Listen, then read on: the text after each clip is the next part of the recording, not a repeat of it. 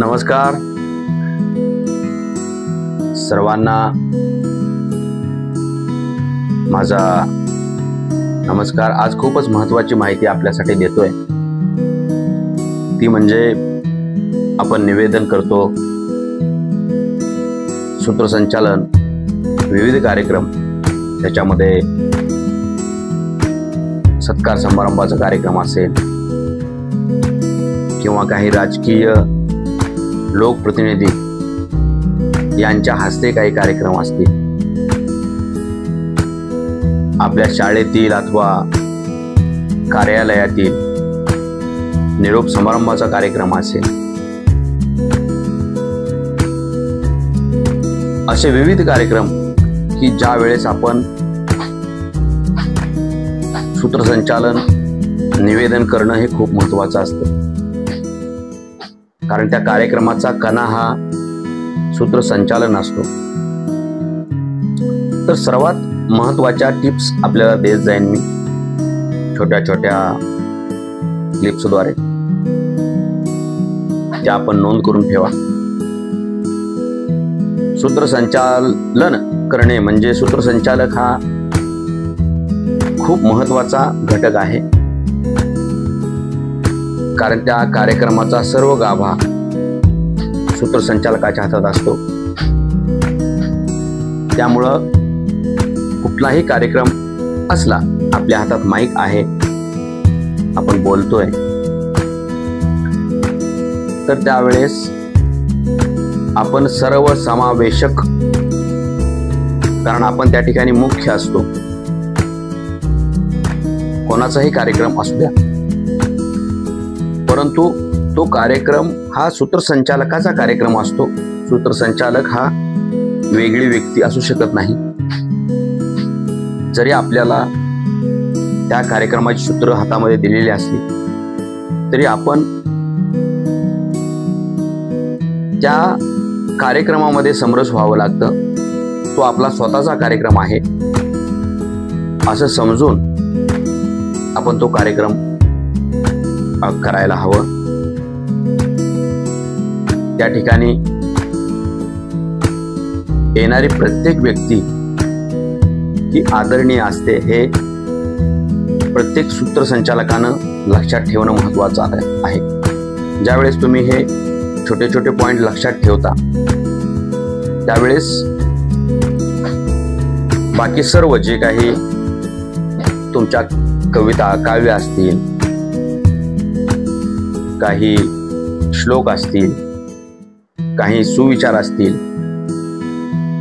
ही बाब नंतरची आहे, परंतु सर्वात प्रथम तुम्ही तो कार्यक्रम तुमचा स्वतःचा आहे आणि स्वतःचा कार्यक्रम कशा प्रकारे अतिउत्कृष्ट होईल, आपल्या घरचा कार्यक्रम असेल, आपल्या कुटुंबाचा कार्यक्रम असेल, त्यावेळेस आपण प्रत्येक येणाऱ्या व्यक्तीचा ज्याप्रमाणे आदर करतो, त्याप्रमाणे आपण त्या ठिकाणी प्रत्येक व्यक्तीचा आदर करणं अत्यंत महत्त्वाचं आहे। कारण अतिथी देवो भव म्हटलं जातं। त्यामुळं व्यासपीठावरती तर आदरणीय व्यक्तिमत्व आहेतच, ती समाजाचं प्रतिनिधित्व करत असतात। म्हणजे खाली बसलेली ही काही सर्वसामान्य व्यक्तिमत्व नसतात, त्यांच्यामध्येही तेच गुण आहेत, त्यांच्यामध्येही ते सर्व आहे, ते सर्व ज्ञात आहेत, ते सर्व आदरणीय आहेत, हे आपण लक्षात घेतलं पाहिजे आणि त्याप्रमाणे कार्यक्रमाची सूत्र हलवली पाहिजे। कोणत्याही व्यक्तीला आपल्या शब्दामधून आपण दुखवता कामा नये। प्रत्येक व्यक्तीचा तुम्ही त्या ठिकाणी सन्मानपूर्वक शब्दोच्चार करायला हवा आणि ज्या वेळेस तुम्ही ही टॅक्ट, हे रहस्य लक्षात घ्याल, त्यावेळेस पहा तुमचं सूत्रसंचालन बहारदार होईल।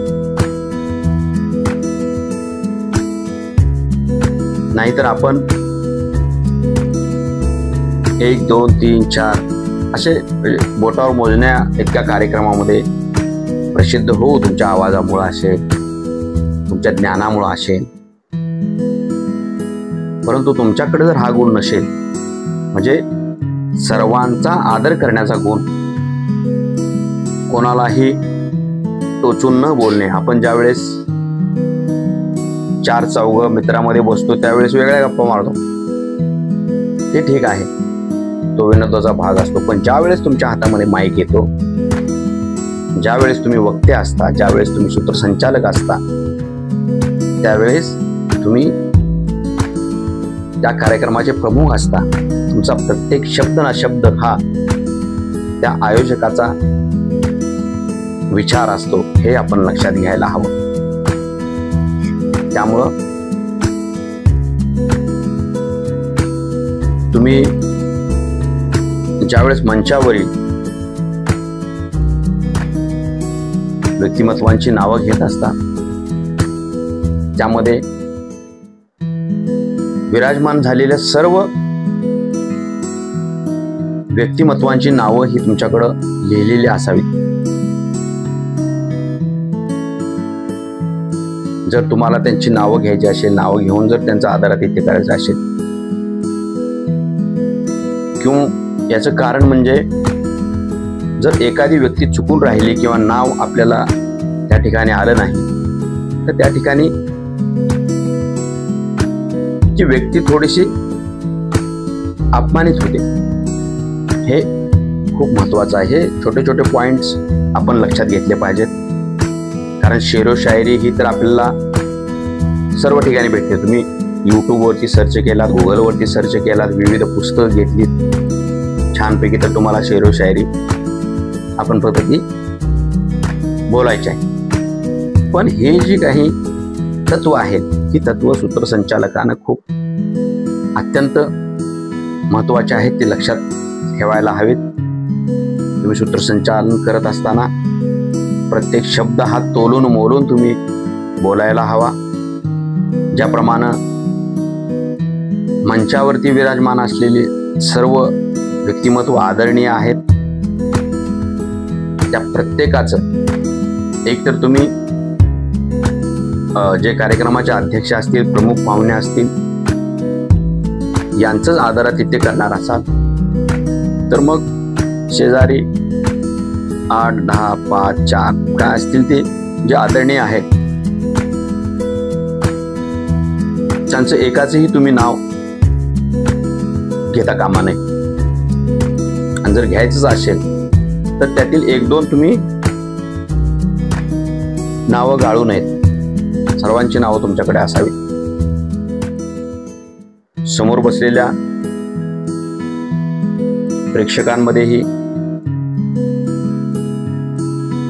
सर्वच तसे आदरणीय व्यक्तिमत्व असतात, परंतु काही लोकांचं प्रतिनिधित्व करणारी व्यक्तिमत्व बसलेले असतात. त्यांचं नाव घेत असताना तुम्हाला सर्व समोर बसलेल्या प्रेक्षकांमध्ये जी काय आदरणीय व्यक्तिमत्व आहेत, म्हणजे काही लोकप्रतिनिधी असतील, काही संस्थेचे पदाधिकारी असतील, तर त्या सर्वांची नावं माहिती असायला हवीत, किंवा त्या आयोजकाकडून ती नावं तुम्ही लिहायला हवीत.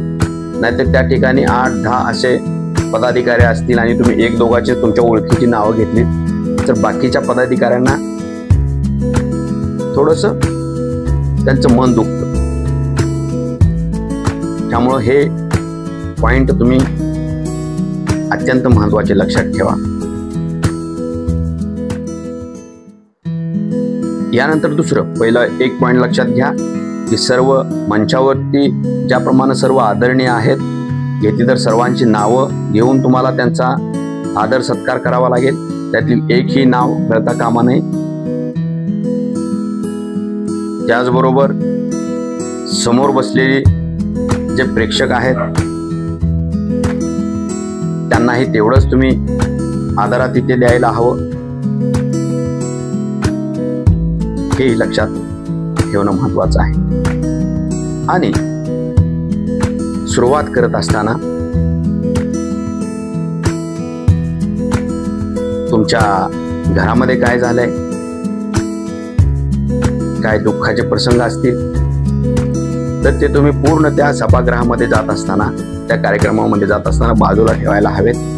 नाहीतर तो दिवस तुम्ही टाळायला हवा. सूत्रसंचालन न करता थांबा. जर तुम्हाला ते जमत नसेल, तुमच्या चेहऱ्यावर ज्यावेळेस तुम्ही कोणत्याही कार्यक्रमाचं सूत्रसंचालन निवेदन करत असता त्यावेळेस तुमचा चेहरा हा फ्रेश आणि चेहरा फ्रेश दिसण्यासाठी तुमच्या अंतःकरणामध्ये हे आनंद, शांती, प्रेम हे ओसंडून व्हायला हवं. कारण चेहरा सगळं सांगत असतो आणि तुमच्या चेहऱ्याचा आनंद पाहून समोर बसलेले प्रेक्षक आहेत ते तर प्रपंचक आहेत. सर्व काही थोडं फार सुख दुःख याच्यामधून आलेले असतात. तुमचा चेहरा पाहून त्यांना थोडंसं हायच वाटायला हवं. त्यांना हे वाटायला हवं, अरे हा आपण हे असंच जगायला हवं. त्यासाठी तुम्ही सुरुवात करताना तुम्ही तर आनंदित आहातच, पण समोर बसलेले सर्व खूप आनंदी व्यक्तिमत्व आहेत, खूप समाधानी, खूप प्रेमळ व्यक्तिमत्व आहेत. आपल्या सर्वांकडे पाहून मला आनंद होतोय, आपल्या सर्वांचे चेहरे पाहून. हे तुम्ही उच्चार करायला विसरू नका. त्यामुळं त्यांचे कुटुंबातील काही सुखदुःख असतील ते विसरून त्यांच्या चेहऱ्यावर आनंदी भाव ओसंडून वाहू लागेल. त्यासाठी काही आनंददायी तुमच्याकडे सुविचार असतील, आनंददायी एखादं गीत असेल, आनंददायी एखादं काव्य असेल, ते गा. तर त्या ठिकाणी तशा प्रकारचं वातावरण निर्माण होईल आणि मग सुरुवात करा. कार्यक्रम सुरू असताना मध्ये मध्ये आपल्या सर्वांना पाहून खूप आनंद होतोय. आपल्या सर्वांच्या उपस्थितीनं खरोखरच हे वातावरण आनंददायी झालेलं आहे. अशा प्रकारे प्रेरणादायी असे विचार तुम्ही त्या ठिकाणी व्यक्त करत राहा.